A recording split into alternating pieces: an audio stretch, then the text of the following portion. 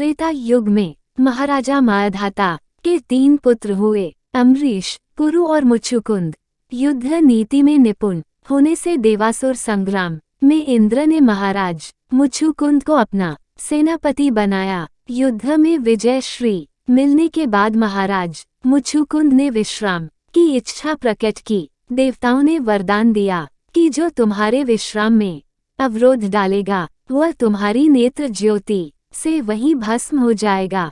देवताओं से वरदान लेकर महाराज मुचुकुंद श्यामाचल पर्वत, जहां अब मौनी सिद्ध बाबा की गुफा है, की एक गुफा में आकर सो गए। इधर जब जरासंध ने कृष्ण से बदला लेने के लिए मथुरा पर 18वीं बार चढ़ाई की, तो काल्यवन भी युद्ध में जरासंध का सहयोगी बनकर आया। काल्यवन महर्षि गार्ग्य का पुत्र व मलक्ष देश का राजा था। वह कंस का भी परम मित्र था। भगवान शंकर से उसे युद्ध में अजय का वरदान भी मिला था। भगवान शंकर के वरदान को पूरा करने के लिए भगवान कृष्ण रण क्षेत्र छोड़कर भागे, तभी कृष्ण को रणछोड़ भी कहा जाता है।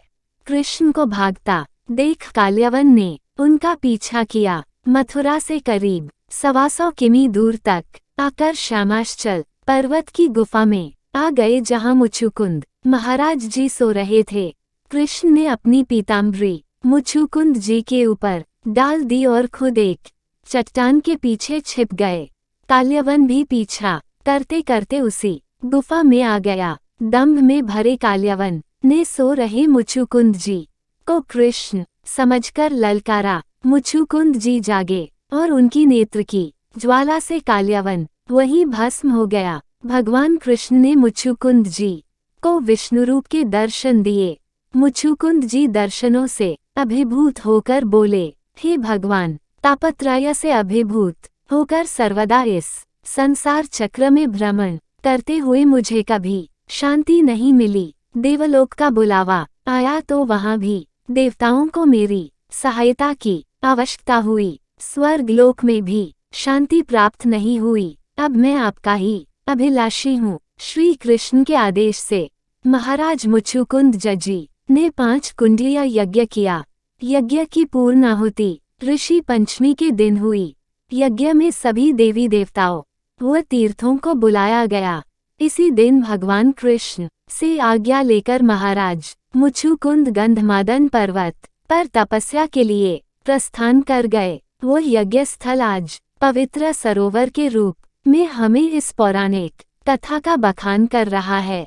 सभी तीर्थों का नेह जुड़ जाने के कारण धौलपुर में स्थित तीर्थराज मुचुकुंद तीर्थों का भांजा भी कहा जाता है।